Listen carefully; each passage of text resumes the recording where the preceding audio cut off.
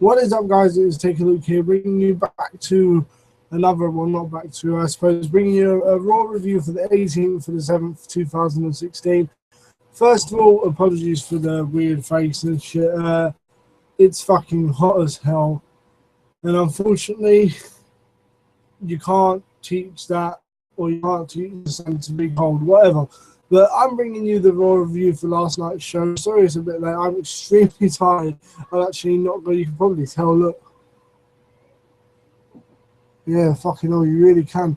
I haven't gone to sleep since Raw finished last night. Long Dick Sham was meant to be alongside me during this prediction. Well, not prediction. Fucking... The fucker's actually like sleeping. I don't know what the fuck he's doing, but basically, this is just, you know, a bit of friendly banter. This review probably won't be, you know, in the most vested of steeds, as me and Sham have been up all night. We should have probably done it beforehand, but life issues have stopped us from doing that. So without further ado, let's actually jump into the main Raw review and let's talk about it. So we actually start off with Stephanie McMahon walking in the ring. Lillian Garcia announces Steph as the new general manager of Raw. And as she goes to welcome the crowd to Monday Night Raw, Shane McMahon's music, he dances around to the ramp and basically says, well, you won't be missed on SmackDown, pretty much. Raw will have the Cruiserweight division, Stephanie Fires back, and they're going a bit back and forth until they, you know, until they announce their general managers. And out to a big pop comes Mick Foley, who actually was more of a swerve, was more of a surprise than who, you know, than who was the SmackDown general manager. But we'll get on to that in a minute. Shamus is making himself somewhat alive. You might as well have stayed in bed, son, because you're not fit to do this review. You're fucked up. But do whatever you want to do. But so pretty much, Mick Foley comes out. He likens the new era to the Attitude Era. Says how, you know, change was in the air and all that shit. And I really do have to apologize for the major processing fucking heat coming off this computer at the moment. That's a fucking 3.2 gigahertz processor right there, man. And it can't handle what the fuck I'm doing at the minute. That's crazy. I'm trying to prepare something for the draft later on. Let's hope that that doesn't fuck up. But with that being said, Mick Foley is the Raw general manager. Let's just jump right into that and say it's a good appointment. It's something different. I genuinely feared they would go as principal as having Triple H as Stephanie's general manager. That does leave Triple H to sneak attack, obviously a babyface, or even become a babyface himself at some point in the very near future. So then Shane McMahon introduces his SmackDown general manager, and well, pretty damn much to the amazement of no one, Daniel Bryan, well, to the amazement of everyone, to the happiness of, I mean, it was spoiled, obviously. Daniel Bryan is the new SmackDown general manager. And then opening shots fired.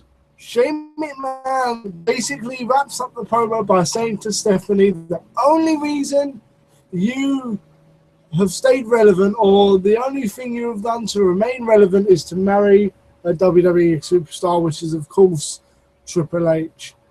It was a pretty good opening segment, better than what I expected. To be honest with you, I expected them to drag out the whole general manager bullshit like for the whole night. I'm glad they got it out of the way quickly, and it served to be a decent show because of it. Next up, we have Sami Zayn and Cesaro versus Kevin Owens and Chris Jericho. Owens and Jericho make a hell of a good tag. The one thing I will say about this match, I love Cesaro, so please don't take that as a criticism, but those uppercuts he was doing during this contest looked fake as hell. And unfortunately for Cesaro, you can teach that. I mean, I could tell that they were hitting the chest or barely the chin. Like, they were hitting here, man. Like, I don't know if you can see, but they were hitting like here, literally. And the uppercuts are meant to hit here, man. Like, But no, that was not good. But you know, it was a good old match. I mean, there was one beautiful moment where Sami Zayn reversed Kevin Owens' pop-up powerbomb into like this beautiful drop kick, and it was amazing. The end of the match actually came when Cesaro looks to do the Cesaro swing. Owens breaks it up. Zayn tags himself in. Then Jericho proceeds to roll up Sami Zayn, but Zayn reverses it into a pinning combination of his own for the 3 count. I admit I wanted the heels to win this because I'm a mark, but it is what it is, man. I mean, bruv, you can't find 4 better wrestlers, 4 better pure wrestlers than those 4 on the WWE roster today. And that went brilliantly, I would say, for what it was worth. Although it has to be said that you do get the feeling that WWE were playing it safe with this Raw. Like, anything that's going to happen for the landscape of WWE, and obviously this does seem like a given, will be tonight at the draft. You know, they were playing it safe. They didn't want to mess up too much. They didn't want to take too many risks. And I suppose that was the way of doing it. There were a lot of tag team matches, and we'll get as we go through the show. Backstage, we do see Stephanie McMahon, and she finds Daniel Bryan and says he just won't go away. He's like a Chucky doll from... yeah, I don't know, from fucking Chucky or whatever. Daniel Bryan tells her, you know, he's happy she spent the time away making up new names to call him instead of Goatface. And yeah, that was pretty much. Daniel Bryan don't care what Stephanie calls him. I mean, as long as you don't get slapped in the face, right, Daniel? Okay, that was crazy. Now, transitioning into something even more crazy, and I am so sorry, man. I don't know why this processor is so loud. But we had Darren Young with Bob Backlund. Don't forget about Bob Backlund. We're going to make Darren Young great again. Versus Del Rio. And this one was crazy. Darren Young actually got in some offense here. Obviously, Del Rio did dominate a bit, but the Miz was on commentary here. And without mentioning too much, Miz actually got on the apron in the end. Young tries to show him, but misses. Del Rio gets the fucking schoolboy from behind, probably has enough to get the 3 count. The referee is caught up getting the Miz off the apron. Del Rio gets pissed at that, gets in the Miz face. Darren Young grabs him from behind, rolls him up, and proceeds to get the victory. They really are trying to make Darren Young great again. And I, for one, look, I'm not going to jump on the bandwagon and say that you know, I am extremely pleased about Darren Young's push. No, I'm not going to say that. I'm not going to get hyped on that. I'm not going to go crazy. What I am going to say is that I'm enjoying a new, fresh bit of crazy in the WWE. Do I think Darren Young will win the Intercontinental title at what is it, Battleground, I believe? No. I know, but do you know what? I would be happy if he did, because as much as I like The Miz, and I feel, no, I don't like The Miz, but as much as I appreciate The Miz, that would be a better way of saying it. As much as I appreciate The Miz and his current heel gimmick, and how not defending the title and not being on TV and not, you know, filming movies and all of that shit, all of that kind of stuff, right? I get how it furthers a heel champion, particularly an egotistical one, but I am a fan of the fact that the belt should be defended all of the time, or, you know, fuck me, that if you don't defend the belt in 30 days thing really should be made more official. But that is that. So, do I think Darren Young will win the Intercontinental title? No. Would I be extremely upset if he did? No. Do I think the Intercontinental title needs to be used more? Yes, it needs to eventually be won by fucking Cesaro, like I've been saying for ages. But hopefully that will come in due time. John Cena then hits the ring and basically does his current promo. He's like, yeah, Battleground is this Sunday and all this will happen. And I'll take on the club. And Enzo and Cass then come out. They called the club a bunch of herbs. Yeah, I don't know, man. I don't know, man.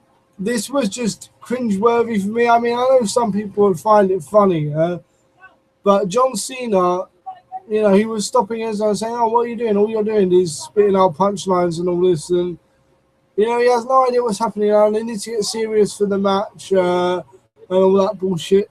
Come on, man. I know John Cena's promos had a hint of being too scripted there, man. It was crazy. John, you fucking are a doctor of fucking omics. That talent don't go away. That fucking pop culture knowledge don't go away. You know exactly what they were doing. How you doing, John? Please, man, don't listen to the shit that Kevin Dunn is putting in your ear or what creative's writing for you. Do your own words, your own thoughts. How you doing?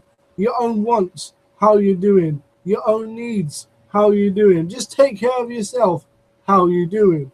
But apparently they weren't doing all that great because just as the cast is about to call the club soft, they obviously come out because they don't want to get called soft. Styles then tells Cena that, you know, teaming up with Enzo and Cass is setting himself up for failure.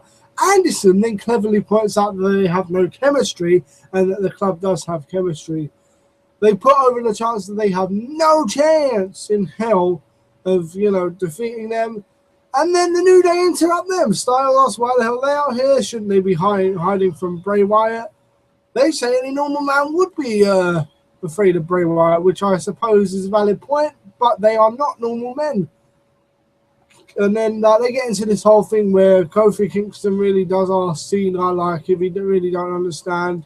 He says he don't, and then they start naming Pokemon, which I guess was kind of cool, but I don't know, it's crazy. The Wyatt family then interrupts, and it does set up the previously advertised 12-man tag team match. Now, before we actually get into all of this, it is too much to describe. I'm going to say that this match was good in the sense that every team did get their offense in. However, the finish was a bit weird. I don't know. Did it protect anyone? Did it not? I don't really know.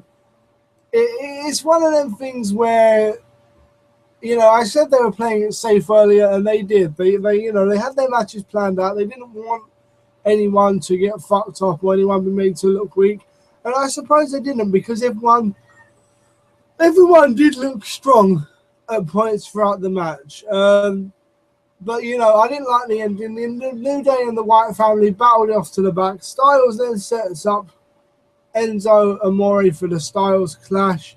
Enzo does reverse it, but he accidentally clotheslines Cena, and then Styles hits the clash again for the victory. Now, I will say the ending was creative, but did I like that the New Day and the Wyatts ran off randomly? No, I didn't. I feel like they should have just brawled on the outside. Hell, I would have been more happy if this ended in a double disqualification brawl and we just went to break with everyone fucking up everyone.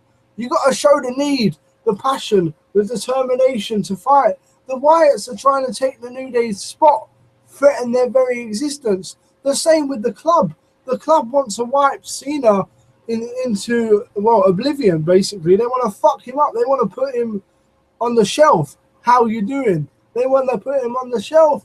How you doing? They want to take him to the fucking GPs. How you doing? They want to get him in the hospital. How you doing? They want to give him a colonoscopy. How you doing? You get the fucking point, man. Like, they just want to make sure that guy is completely fucked. They want to beat up John Cena, which I suppose is a new hashtag now.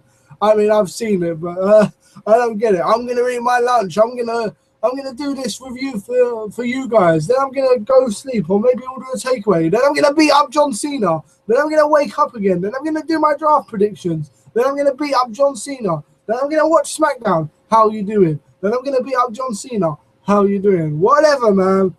I suppose all these different things going on in WWE at the moment is just a bit too crazy, but it was good again. That's what I can't knock. I can't knock that it was good. It was a bit long, and because of so many competitors, it was hard. You know, it was hard not lose interest, but it was hard to keep track of what was what. Big Cass looked like a monster in that match, though. I must say that. Well, that deserves its own independent little thing. WWE definitely do want to push him hard. Backstage, we see Mick Foley. He's talking to Breezango for some reason. Shane walks up to him and says, "Dude, on the level, why the fuck did you accept Stephanie's job offer?" You know, and it's a good point, but Mick Foley, he says a good point back. He's like, "Dude, I know she's a bitch. I know she's crazy, but she has passion and drive and has talents and, you know, all of that." Mick walks away. Shane tells him to have a nice day. So it's really weird. You got Stephanie the heel and fucking the commissioner, Mick Foley. Now, are they just putting Foley in so he can get mugged off by Triple H at some point? That is what worries me. I suppose I do have to point out that Baron Corbin did have a match against Sin Cara, I believe. He hit the end of days, and after the match, Kalisto tries to make the save, but he gets fucked up as well. Way to bury your former United States champion, WWE. Are we meant to forget that this guy beat fucking, you know, Del Rio a couple of times and beat fucking Ryback? Then again, you did just have Darren Young beat Del Rio. I mean, I don't know what you're trying to do with Baron Corbin, man. It's a bit too late to try and save. Well, it's not too late, but fuck me, you put him in so many matches with Dolph Ziggler, man. All right, he won the Andre Memorial Battle Royal at WrestleMania. That was great. But then you put him against fucking Dolph Ziggler on Raw. How you doing?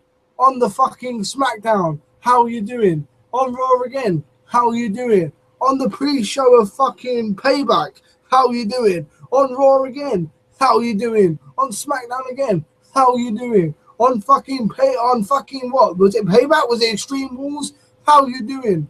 Was it fucking Money in the Bank pre-show? Probably. How you fucking doing, Baron Corbin? And the answer is you're not doing well, my son. You should, mate, you'll be the lone wolf in the fucking unemployment section for fucking WWE superstars, judging by like how many fucking rumored competitors they are coming back for this draft.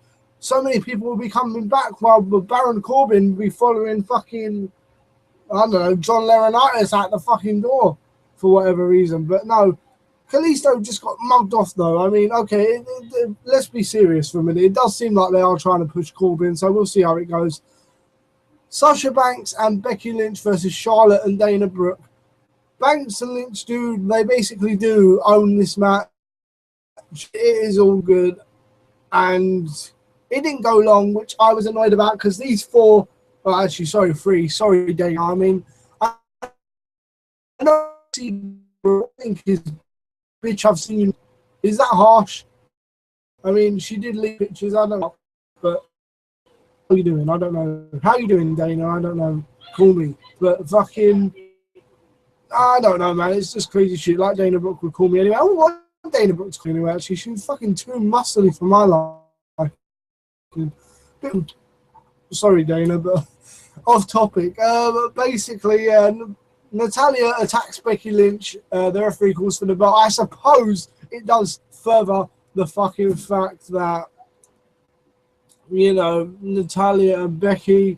Then as Natalia walks away, Charlotte and Dana Brooke then begin their beatdown of fucking, if I can remember, Sasha Banks. Good God, I almost forgot Sasha Banks' name.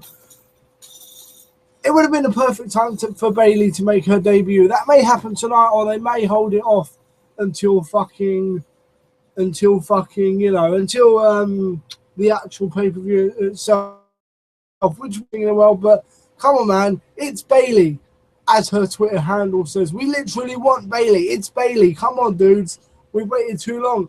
I'll have a fucking Survivor Bayley in WWE Supercard before fucking Bayley arrives in WWE at this rate. How you doing? What you doing behind me? You're fucking weird. We can't go bathroom in the middle of a Raw. I'm not trying. How you doing, man? This guy is going on a bathroom break. Well, fucking crazy bastard. Anyway, You ruined my Raw review, but fuck it. Live TV, you can't do anything about it. But I suppose, I don't know, man. It's just crazy. The only notable thing about the match itself, the fucking Charlotte gave Sasha Banks a wedgie that basically showed off her arse or whatever. But whatever way you want to do it. Sheamus and Rusev versus Dolph Ziggler and Zack Ryder. I don't know, man. Ziggler, when you're in a match with Zack Ryder, like, and no disrespect to Ryder, I do like Ryder, but when you're the one that gets pinned, when you're on Zack Ryder's team, when you're getting pinned instead of Zack Ryder, you know your shit has hit the fan. You know you're in hits. How you doing? You know you're up shit street without a fucking paddle. How you doing? You know you're in the fucking, I don't know, the crap zone. How you doing? I don't know. I've got into Amore on the fucking brain. It's probably not even that funny, but no, seriously, man. Ziggler's career is fucked. I thought you were going to bathroom. Go to the bathroom then. No, I was just with the Raw review with you. You're going to need to fucking do a lot more, because if you get these draft predictions wrong, you're going to need to eat another thing. I know. No, but seriously. All right, so you've risen from the dead, yes. Right? Dolph Ziggler's career is not going to rise from the dead like Sheamus did just now. I fucking did. This guy was behind me, very close to me as well. What the fuck are you doing, man? But seriously, career is dead now. Yes, no. Yes. Well, there you go. Even Ziggler's career is dead, and this guy just woke up from a fucking paternal coma, right? How you on the level? If you're fucking in a match with Zack Ryder and you get fucking submitted instead of Zack Ryder, how you doing, Ziggler? I'll see you in TNA Impact. Oh my god, it's Nikki Ziggles or something like that. Fuck, I can't wait until he's going TNA. I don't know. Backstage, Daniel Bryan finds Mick Foley. They say, listen, we don't want a war, man, but we're gonna enter a war. I respect you, bro. I respect you, bro. How you doing? That was basically all like that. It was a pretty good fucking segment, and Raw itself was pretty good until this, and I know I'm gonna get hate for this. The match itself was brilliant, but hear me out. How are you doing? So we have Rollins versus Ambrose, and eventually Rollins does get the upper hand, but now Ambrose dominates for a bit of the early going of the match. Now, there was kicks, there was small packages, there was near falls, and oh my god, I was so happy to see Seth Rollins hit the sling blade. It is in his 2K16 moveset, and I almost have an orgasm, how you doing, when a superstar actually does a move that they actually have in their 2K16 or whatever 16 or whatever 2K moveset they have at the time. How you doing? I used to get the same when I used to see Jericho wear the same tights he had in SmackDown Know Your Role. I've always been OCD like that. How you doing, man? And when he wore those fucking red tights back in the day, and I used to see them on TV, and I used to be like, Mom, he wears those tights in the game, you know? I felt like the game was so up to date, and I suppose old habits do die hard in that respect. But unfortunately, Ambrose does kick out. Both men go crazy. Ambrose is first to his feet. They land all cool moves and shit. Rollins picks up Ambrose at one point and power bombs him into the barricade, back into the ring for a 2 count off of Frog Splash. He should have done the Phoenix Splash, but it is what it is. I don't know, man. Now, first problem here, and I don't know if I should discuss the whole match first and then go on to problems, but I will just say my one problem. You cannot go to commercial in the middle of a fucking WWE title match. How are you doing? Shall I tell you how I'm doing? Not good. I wanted to see the title match. How are you doing? I wanted to see the end of the match. How are you doing? I wanted to see the conclusion. How are you doing? I wanted to see the adulation. How are you doing? I didn't want to see an illusion. How are you doing? I wanted to feel the adulation. How are you doing? And I need to stop fucking drinking Coke or fucking Tango. What drink did we get? Tango. How are you doing? Not Fanta. How are you doing? Not 7-Up. How are you doing? Not Pepsi. How are you doing? Not anything. Tango. Not even Apple Tango. How you doing? But fucking, I needed that show. I'd die, right? But no, it was crazy how much Rollins actually to get the fucking point. Yeah. Oh my God, to get the point across that we needed it. And I will say one thing: somebody finally reverses that stupid fucking rebound clothesline that Dean Ambrose does. He tried to fucking clothesline Seth, and Seth Rollins reversed it, and it was sweet, man. For once, you can actually believe these guys actually do know each other in the ring. Like, Seth Rollins knew that rebound clothesline was coming, just like when fucking Ambrose knew what Seth was going to do. For the psychology is great. You can't underestimate that fact, ladies and gentlemen. It's like when John Cena does his comeback sequence. Okay, we know you fucking need to do it, John. But come on, man. Well, why does everyone have to go for that half-assed clothesline? Shoulder block. How you doing? Duck. Fake-ass clothesline. How you doing? Spin out powerbomb. You can't see me. Why? Why do you try and clothesline John Cena? You know he's gonna fucking duck you and do that spin out powerbomb. How you doing, man? Everyone knows that. And thank God Rollins was smart enough to dodge the fucking typical Ambrose spot.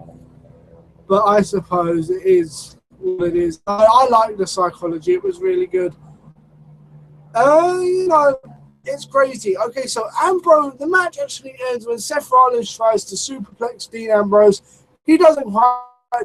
He gets into the referee. Rollins gets back on the top rope, does hit the superplex this time. And, you know, they did that typical spot where both men's shoulders were down kind of thing. They count the 3, 1, 2, 3, and eventually, like, there's all this fucking.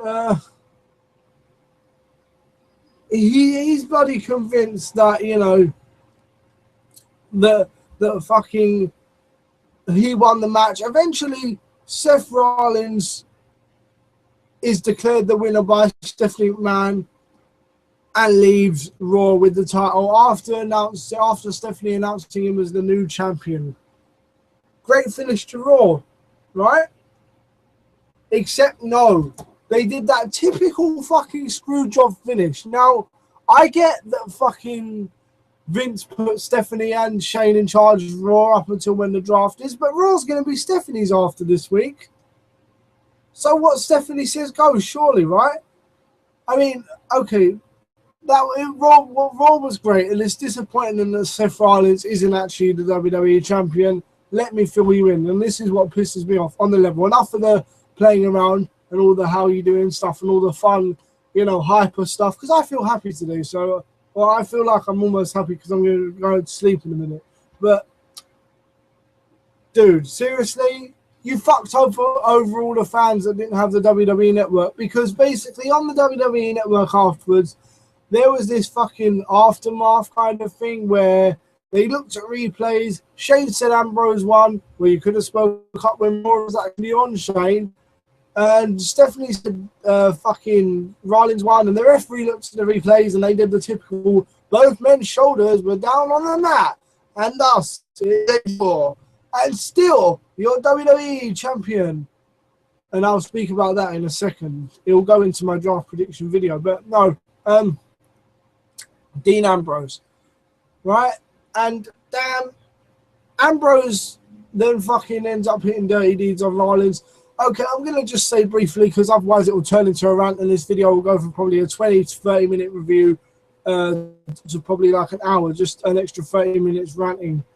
Don't fuck people over who don't have the WWE Network. It's not cool. I know $9.99 is not a lot of money per month, like literally it's probably about £3 a week or something like that, but some people don't have £3 a week. Just fucking announce it on Raw. They watch your TV show. Announce it on Raw, man. It was like an extra 2 minutes. And don't tell me USA will get pissed that you overran. Because even though Raw gets shit ratings in comparison to actual fucking wrestling shows from back in the day, like they used to draw like fucking 3.5, 4.0, 4.5, 5 point whatever, Fucking hell, I even knew one wrestling show back in the day that fucking drew 8.0 or something like that. I think Rory's Owen drew fucking, it may have been 7 point something. God rest his soul. God bless Owen Hart. But fucking the USA Network, Raw is one of the fucking biggest fucking draws for them because it is a very focused demographic, wrestling fans, and thus they will always get viewers. They will always get viewers. The only exception to the rule, excuse me, very sorry for yawning. I mean, it was going to come eventually, but no, you know, the exception to the rule being the holiday episodes like the July 4th and shit, but even that didn't fucking perform too badly on the grand scale of things. So just go over the extra 10 minutes. What are you doing, WWE? Sort yourself out. It wasn't good practice. It was rather silly, in my opinion. What I will think will happen, though, it's the impetus to create a new World Heavyweight Championship. And before I let you awesome people go, I will just say this. That whole thing was used as an impetus to create a new WWE Championship. I don't know if you've noticed, but the WWE World Heavyweight Championship has suddenly stopped being referred to as the WWE World Heavyweight Championship. Instead, it's now just called the WWE Championship, which tells me that if you split up the WWE World Heavyweight Championship, what do you get? You get the WWE Championship, and what do you get from what is left over? The World Heavyweight Championship. That will be created on SmackDown, if not tonight, with a Battle Royal or some shit, then possibly next week on SmackDown. SmackDown's live now, people.